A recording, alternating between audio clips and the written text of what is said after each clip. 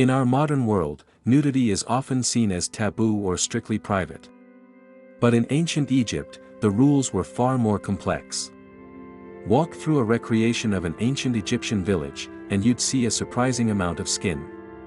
Laborers in the fields, fishermen on the Nile, and domestic servants often worked completely naked or wore minimal loincloths, especially in the intense heat. For them, nudity was practical, a simple response to the climate. But it was more than just practicality. Nudity was deeply tied to status and context. While the working class and children were often depicted nude, the elite and royalty were almost always shown clothed in fine linens.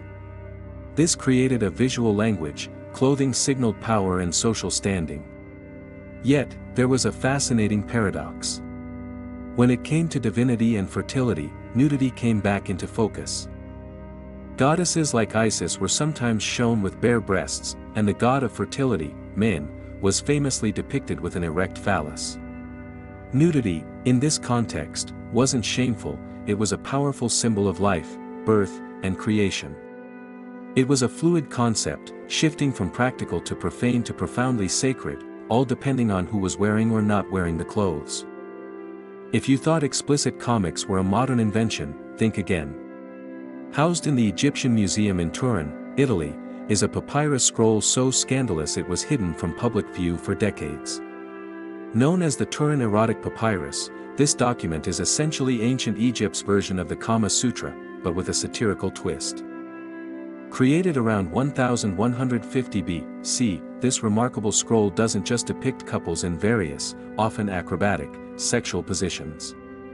It does so with a sense of humor. The men are often portrayed as scruffy, balding, and unattractive, while the women are depicted in the idealized, beautiful style typical of Egyptian art. The scroll shows scenes in a brothel, with clients using everyday objects like jars and lyres in creative ways. Historians are still debating its true purpose. Was it a piece of satire mocking the licentious behavior of the upper class? Was it simply a form of adult entertainment? Or was it a votive offering to a god or goddess of fertility? Whatever its purpose, the Turin papyrus shatters the illusion of the ancient Egyptians as a stuffy, conservative people. It shows they had a body, humorous, and incredibly open side to their sexuality. In ancient Egypt, the pharaoh wasn't just a king, he was a god on earth.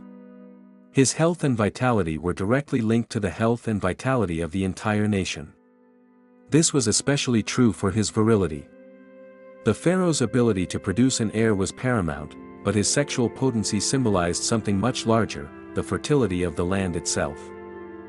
This connection was celebrated in a major public ceremony known as the Festival of Min, the god of fertility and male potency, was honored in a procession where the pharaoh would perform rituals to prove his vigor. One key part of the festival involved the pharaoh ceremonially hoeing the ground and sowing seeds, a symbolic act of impregnating the earth. This ritual was meant to ensure a bountiful harvest and the flooding of the Nile, which was the lifeblood of Egypt. If the pharaoh was potent, the land would be fertile. If he was not, it could spell disaster for the entire kingdom. The king's sex life wasn't a private matter, it was an issue of national security. While ancient Egyptian society was primarily heterosexual and focused on procreation, there are tantalizing hints of other kinds of relationships. The most compelling evidence comes from a 4,400-year-old tomb in Saqqara belonging to two men, Nyankhnum and Khnumhotep. They were both high-ranking officials who served as manicurists to the king, a prestigious role. Their tomb is unlike any other. Throughout the decorations, they are shown in poses usually reserved for a husband and wife. They embrace tenderly, stand nose to nose in the most intimate pose of Egyptian art, and are depicted in scenes of their shared life. Their official titles were joined together, and the inscription in the tomb can be translated as joined in life and joined in death. While some Egyptologists argue they were simply brothers or twins, the sheer intimacy of the imagery has led many to conclude that they were lovers. Their magnificent, shared tomb suggests their relationship was, if not openly celebrated, at least accepted by the king they served. It remains a beautiful and powerful testament to a love that dared to exist outside the established norms. The ancient Egyptians wanted large families, but they also understood the need for family planning. Their medical texts, like the Ebers Papyrus and the Kahan Gynecological Papyrus, contain recipes for some of the world's earliest known contraceptives. And their methods were creative. One of the most famous recipes involved a pessary, or a vaginal suppository, made of crocodile dung, honey, and sour milk. The thinking was that the thick, alkaline dung would create a barrier and a hostile environment for sperm. Another, perhaps more effective, method involved a paste of acacia gum. We now know that acacia ferments into lactic acid, which is a spermicide still used in some modern contraceptives. They also had what might be the world's first home pregnancy test. A woman who suspected she was pregnant would urinate on bags of barley and wheat seeds over several days. If the barley grew, it was a boy. If the wheat grew, a girl. If neither grew, she wasn't pregnant. Bizarre as it sounds, modern science tested this in the 1960s and found that the estrogen in a pregnant woman's urine did, in fact, stimulate seed growth about 70% of the time. They couldn't predict the gender, but they could detect a pregnancy with surprising accuracy. For all their openness in some areas, ancient Egyptian society held a severe double standard when it came to fidelity. A man's marital status was quite flexible.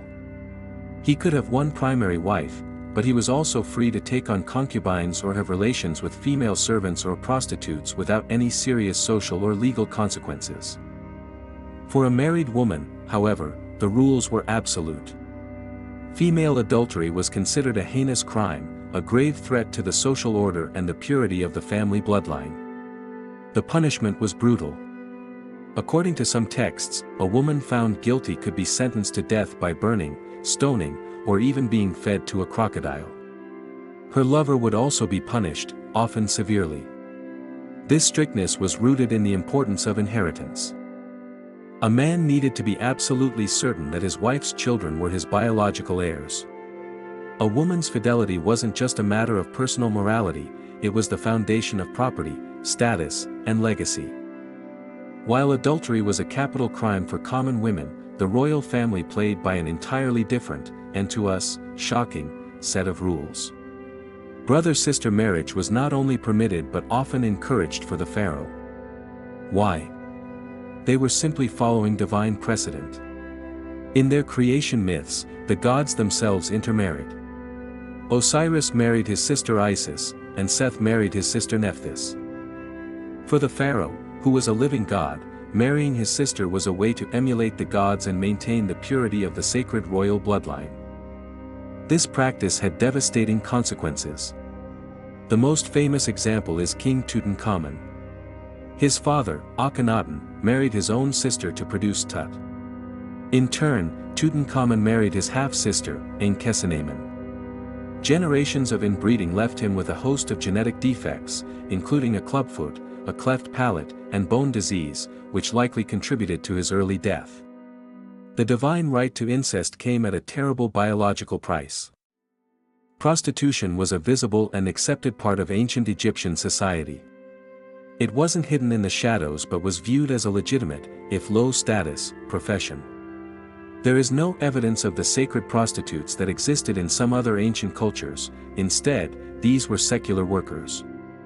They were typically independent women, often dancers, musicians, or singers who supplemented their income. They were subject to taxes like any other professional and had legal rights. There was little moral stigma attached to the men who visited them.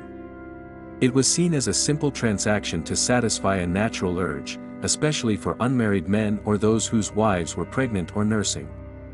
Prostitutes appear in legal documents, cautionary tales, and even love poems, showing they were a fully integrated part of the social fabric, providing a service that society, for the most part, tolerated. The Egyptians' obsession with the afterlife is famous, but we often think of it in terms of judgment and spiritual tests.